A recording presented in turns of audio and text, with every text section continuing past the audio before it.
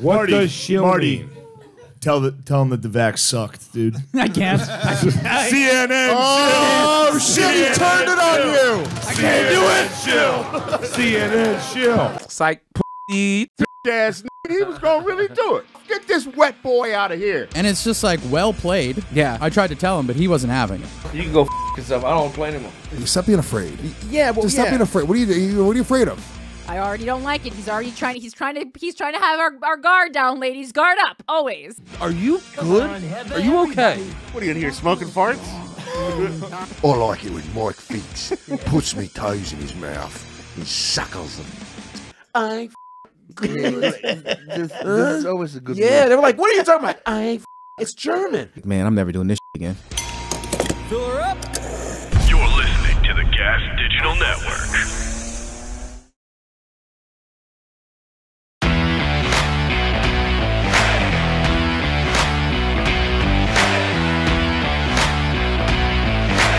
You're listening to GaS Digital Best of the Week.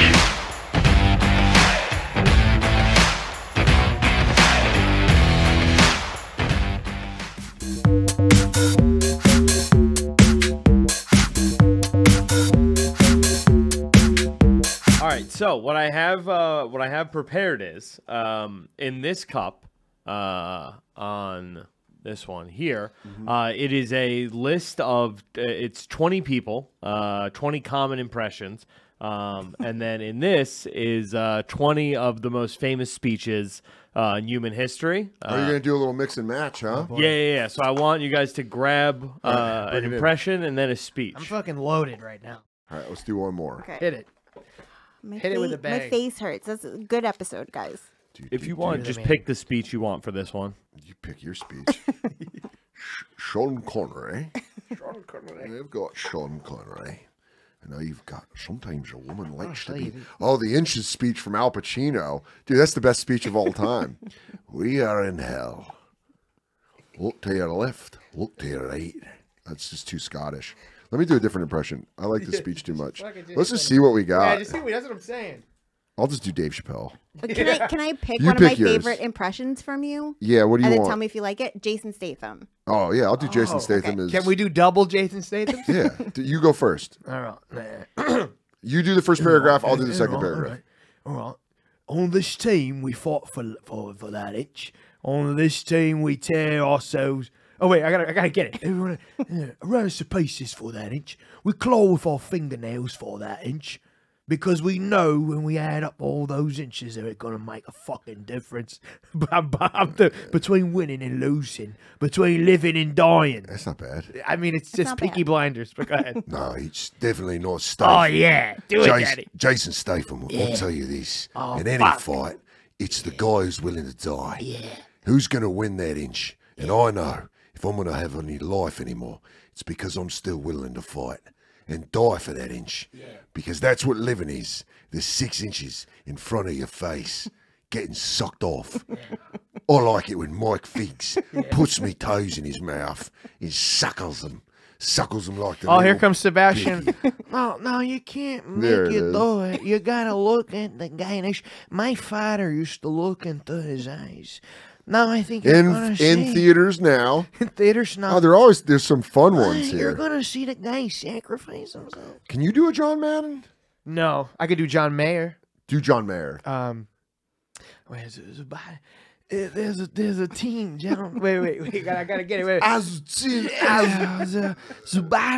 You're born to finish and you do. Watching the voice guy try to find a voice. Dude, keep going. I'm hot. There's a team in the air. It's just good. There's Sebastian, so you got that. Yeah, I guess Sebastian's got it. Hit it. Biggie Smalls.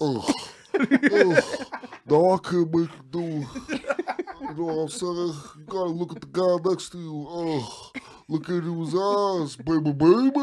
That's pretty good. That's pretty damn good. I could do a little Matthew. Can you do Matthew? What, McConaughey? I mean, do a little Matthew McConaughey. Just get it. There you go. You got the mouth. Now you do what you got to do. Now I can't make you do. I can really only do like 4 or 5 voices. Joe DeRosa was right all those years ago. All my voices kind of just sound like Bill Cosby. I love it, dude. Get it all together. This is a fun great. game, though. You killed it, guys. Did you guys get to all the ones you wanted to do? Yeah. Oh, GaS bitch. Ain't that your form killers? Legion of Skanks. Welcome to the You know what I don't like? Paternity leave. That's also crazy. You're not doing anything. It's so gay.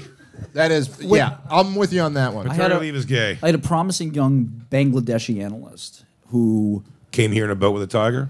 Absolutely. Went to Columbia. Went to Columbia University.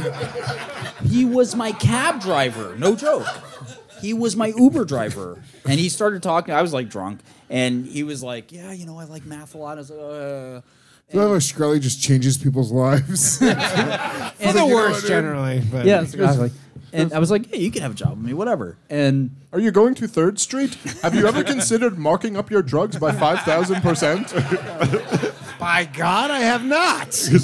I don't mean to dip my dick in where it does not belong, but have you considered being a giant fucking asshole? Shane is something's wrong with Shane. No. You raised the price of AIDS medicine. You are a CNN shill.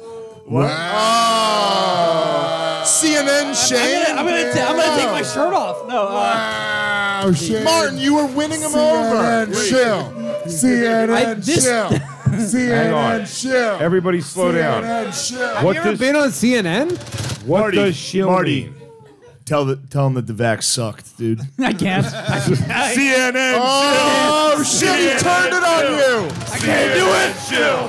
CNN Shill. I can't do it. Ah, Shane slips his way out of another one. That was a high-level move right there. Thinking that sucked. I'm a farmer, bro. I can't do it. It was impressive. That was impressive. That was a high-level Shane. move. Never. Nah, Shane. This is why Shane's gonna be just fine. Quadruple vax.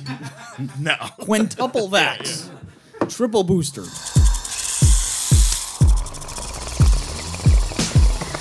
up, motherfuckers?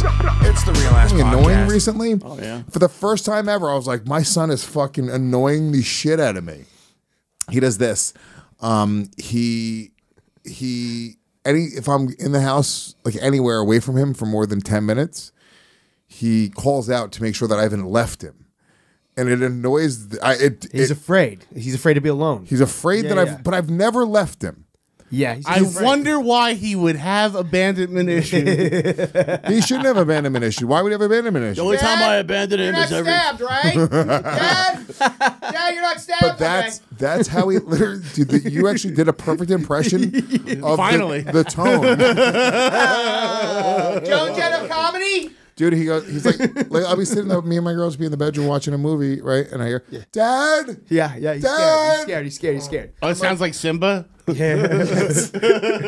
Dad! Simba. And I'm like, James, I was like, I've never not been on the other end of the dad. Yeah. He's never called out and had me not be there. Let me ask you a question. How old is he? 10. Is he starting to watch more scary stuff with you? No. Okay. I thought maybe he's just like afraid. No, he's not. He's gotten a little bit more. As I'm trying to make him more independent, he's going to middle school next year. Like even the other day, I was like, go ride your bike around in the neighborhood. He's like, no, I don't want to be alone. And I was like, James, he's afraid. Yeah. I was like, just ride around the neighborhood. I was like, I'm right here. You have your phone on you. I'll watch you on the porch. I was like, go and be a little bit more independent, dude. And then what's fucked up is right. So we're where we live in Jersey. It's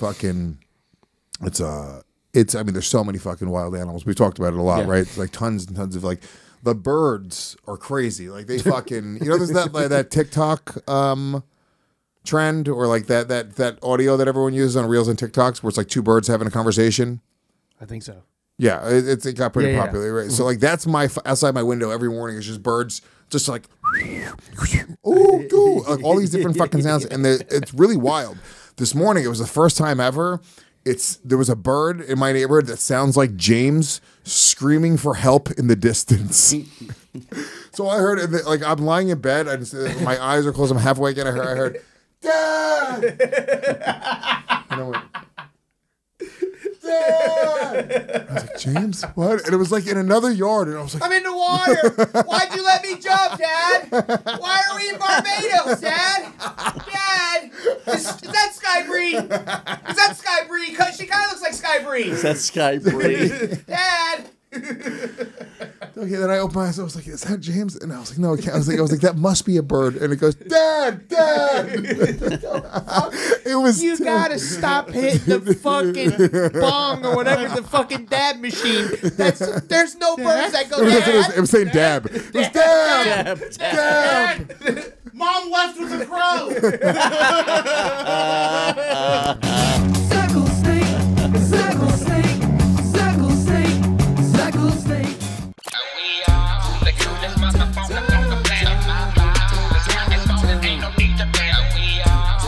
Teach me. People want to teach, man.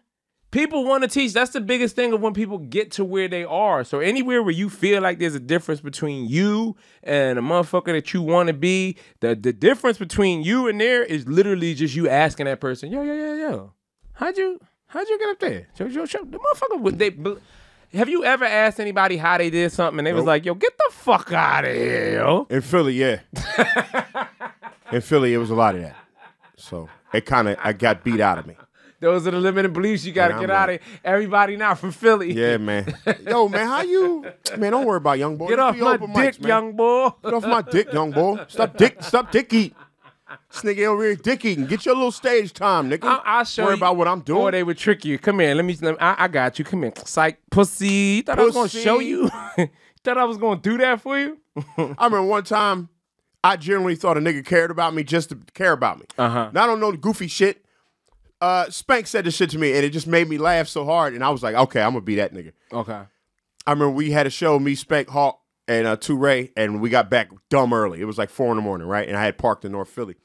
So when I'm getting out the car, Spank goes, shout out to Spank. My nigga's such an asshole. I love him.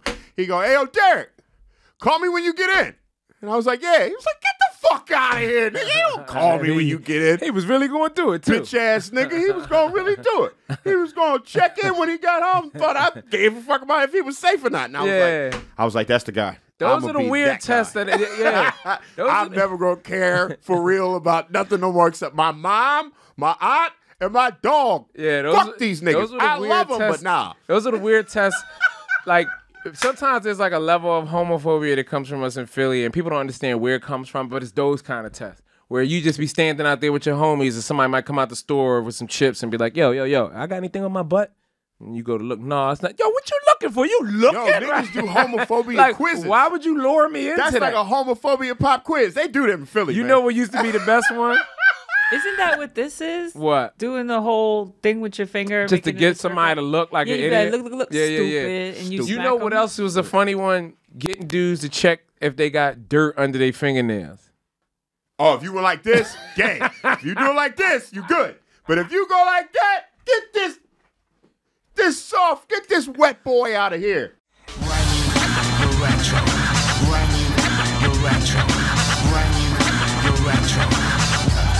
Apparently we are getting sawed by our producers. Oh, word? What is happening? Jorge, please explain to me why I have an envelope. Don't open that the means envelope. our producers are black and they're watching the show. We got sawed. Sentient species have figured out ways to use natural resources to enhance their lives.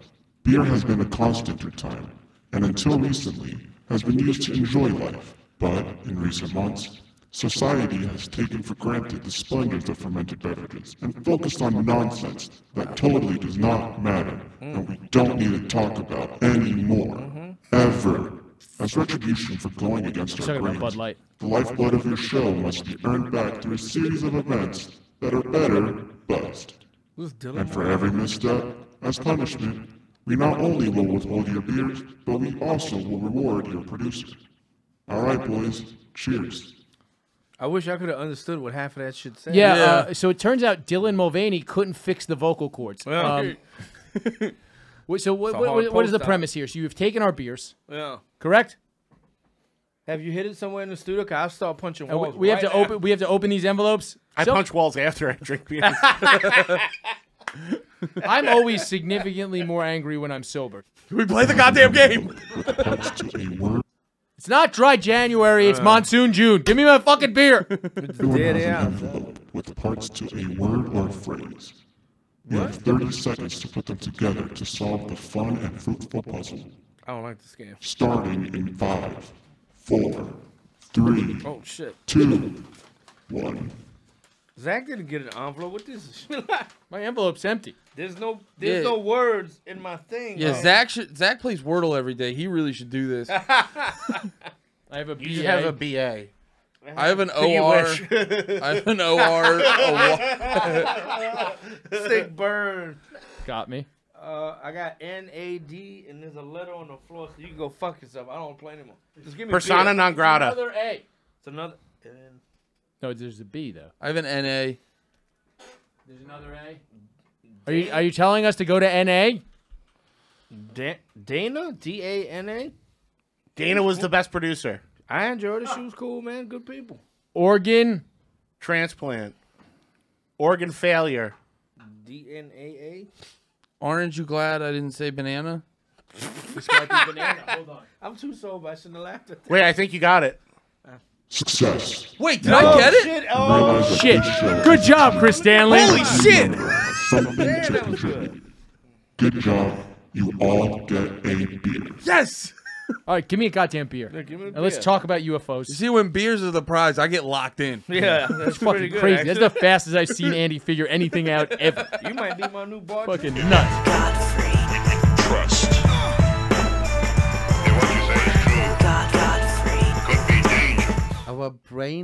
My brain too in Germany, you have all these tunes when you were a kid from the advertisement. What's another German commercial that you all know? Like you sing. What do you know? What's another product? I tell you. Which one? There was a McDonald's spot. McDonald's German. It goes like this. We can have a look. Einfach gut. Bei McDonald's ist es einfach gut. Weil McDonald's hat die Art, die du magst. Alles klar für den Tag. McDonald's ist einfach gut. Maybe you Oh, I want to see McDonald's is einfach good. Wait, I tell you, McDonald's, and then you spell einfach, E-I-N, F-A-C-H, and then gut, G-U-T. So McDonald's, einfach gut, E-I-N. Oh, yeah. Is that it? Wait, Yeah, listen, listen. Wait, no.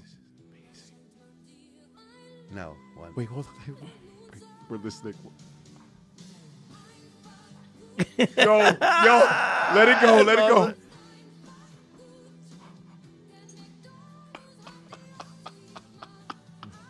Einfach gut.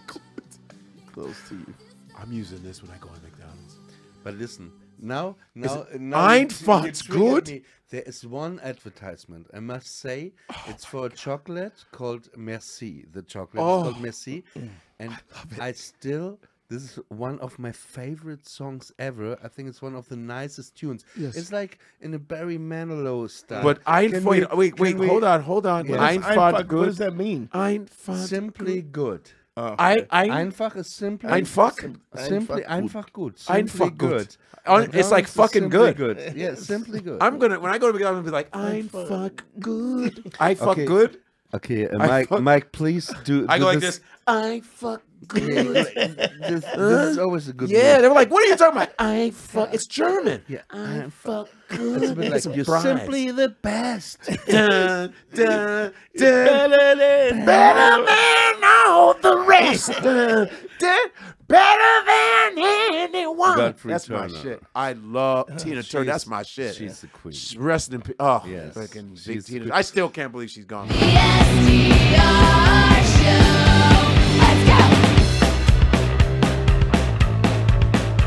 All right, now, first time you had sex. Shit, 7th grade, and the girl was older than me. How old are you in Thank seventh- you. how old are you in seventh grade? 13. These are real numbers. Thank you. 7th grade, I should have been 12. Everyone always thinks I'm crazy. was I 12. lost mine at 14, and people are like, that's early. And then I Yeah, I became was a 12. dad at 19, but like, yeah, that's it's pretty normal. Yeah. How old were you? Was that 13? I was 12. 12. We have the record Yeah. on the show was some crazy number. What was it, Shannon? I always forget. I think 9. 9. It yeah. wasn't 9. penetration though. I don't think. Yeah, but it was oral. Yeah. Yeah, it was oral at 9. And the worst, well, the best part of that story was we were in the projects. It was Vanderveer Projects. They call it Flatbush Gardens now. And the girl's mom came home, and I had to hide in the closet and wait for her to go in That's her room and hilarious. run out.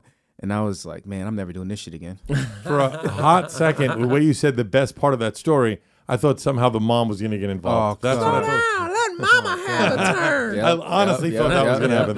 The way you prefaced that story, that would have been I wish. So was it a Then I girl that really you knew would've well, scored. or was it a girl you went to high school you were in school with? I or- found out. I found out recently that girls actually just love me, and they've been loving me my whole life.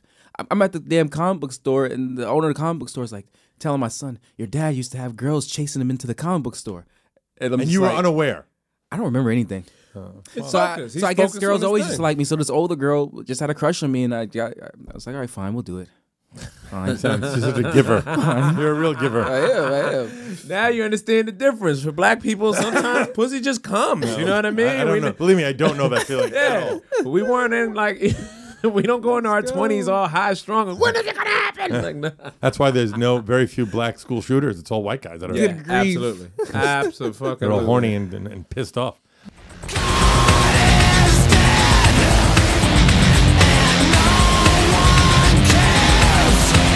But there was a couple articles that came up, and this one was pretty recent and of interest to me, and I hope to you guys. It's from news.northeastern.edu. Why are there fewer serial killers now than there used to be? And this is from April of this year by Cody Mello Klein. Let's keep an eye on that guy. Looking at the most streamed, he's like, let me just write this article to distract people and send them down a trail so that they are not worried about serial killers. And then I'm going to come in and serial kill. Okay, Cody.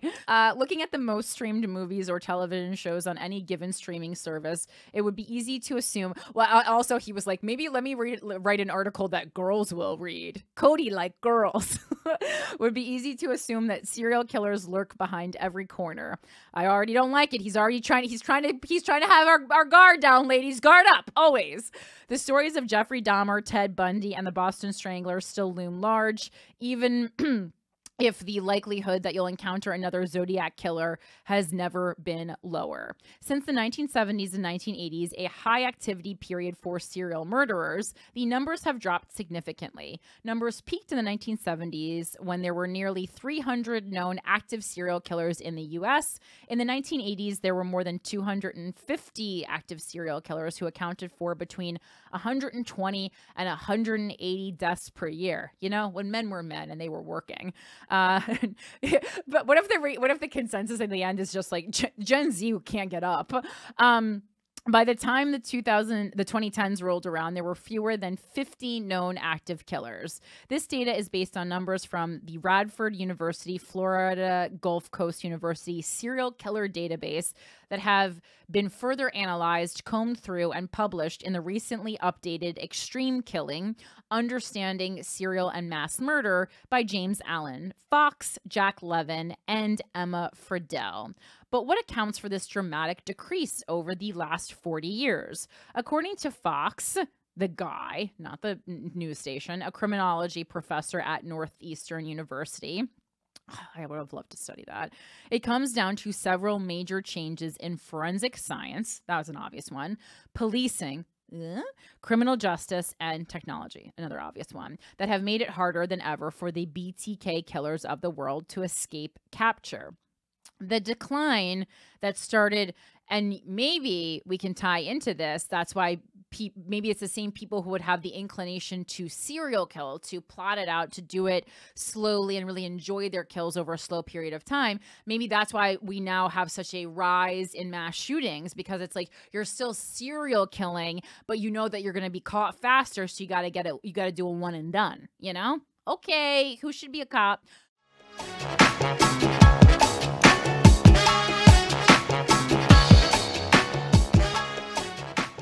But this has always been the case for my whole life and before, that all of the people who are kind of like demonized and kicked out of the respectable circles are the ones who question the military-industrial complex.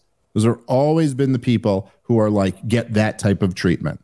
And no matter how horrible the people are, it's like the ones who support the wars are fine. And you'll see this where there'll be like this double standard where even someone say like David Duke or something like that, who was like, who was a member of the Ku Klux Klan, I believe in like his teens and early 20s, and was certainly a bigot for much of his life.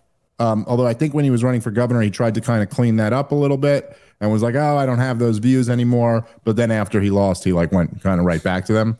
But even someone like that, who he became like the face of bigotry. But then like Robert Byrd was also a member of the Ku Klux Klan. And he was just allowed to be an establishment figure. Hillary Clinton could go to his funeral and people, they're all fine. And then you realize it's like, oh, I don't actually think the defining characteristic here was his racism or the fact that he was in the Ku Klux Klan, because clearly there's other vicious bigots. Strom Thurmond wasn't given that treatment. He was a segregationist. You know, he was like Joe Biden was a vicious racist for most of his career until that turned out to not be so popular, and then he switched sides. But so it's not that, right? Like clearly that's not actually the reason why he's such an outsider. And then you realize like, oh, he opposed all of the wars. Now, he may have not opposed them for the same reasons we do. He might have opposed them because he's like, it's the shifty Jews who are behind all the wars or something like that. But it's still like, yeah, I don't think the actual issue there was the bigotry for them, at least. Not saying that can't be the issue for you, but for them, that wasn't the issue. And then you also realize there's lots of other people who were completely demonized in different ways and drummed out of polite circles. And this is on the left and the right. This is like Phil Donahue got fired from his show on MSNBC because he was too hardcore against the war in Iraq. Noam Chomsky got drummed out of respectable left-wing circles because he was too hard on all of the wars. And Pat Buchanan gets drummed out. All the people who get drummed out, it always seems to be the common thing. There's vastly different views that they have on the economy, on all types of different domestic policies, on trade, on racial relations, on all types of different things. They have wildly different views. But the one common thread for all of these people who get kicked out of the respectable circles is that they're the ones who oppose the American war machine. That's the common thread that always gets you kicked out. Oh, you're not supporting these wars? Then you're out. You are supporting these wars? You could basically have any of those other views and still be allowed in. You can have whatever view you want to have in theory about, whatever, free trade, healthcare, all these things. But you oppose the wars, all of a sudden, you're going to be viciously attacked. Viciously attacked. In some cases, maybe some of those people deserve it. But the ones who deserve it, who support the wars, never seem to get it. It's just kind of the way it works. It's the way the system's worked for a long, long time. I thought to myself, I either got ripped off or this is my first case. You know what I'd be afraid of in India? What? Monkey attacks. Yeah, I was almost attacked. Were you attacked by a monkey? Almost. Very close. I was on the roof of my grandma's house and I'm watching kites fly in the sky, and I was like, oh, this is beautiful. And before I knew it, there was a monkey that had cornered me, ready to attack. God, he used the kites as a distraction? I don't know what his troop was up to, but they are... These monkeys are smart. They don't just... You teach them sign language, and then they have a kite distraction, and that's when they get attacked. That's what I'm saying. And it's just like, well played. Yeah. I tried to tell him, but he wasn't having it. He already had the knife in his hand. He had a knife? An armed monkey is worse than an that's what I'm monkey. Saying. But would he look like a Curious George? Because that's a friendly monkey to us. Yes, it is. Book. But no, this one was curious. No, this was a low-income monkey. A low-income monkey on the attack with a knife. And my cousin had just approached the roof. He'd saw what was about to happen. And we have an attack dog. Okay. And the attack dog was given the command and ran up and fought the monkey. And I watched it all happen in front of me. And I saw the dog take the monkey by one of its legs and throw him off the roof. Wow. Yeah. Yeah. It's pretty crazy. Was it ruled a suicide by the authorities? We can't say. Okay. But maybe the dog was arrested for an assisted suicide. I mean, once again, legally I'm not allowed to. When a monkey jumps off a roof, is that the saddest thing you've ever seen at a circus? Yes. A monkey jumping off a roof. But did you sit back and go, this is some hot dog on monkey action? Yes. Was Pornhub involved? It wasn't, but I know what was, and that was me bottomless. Oh, my God. Ready to party.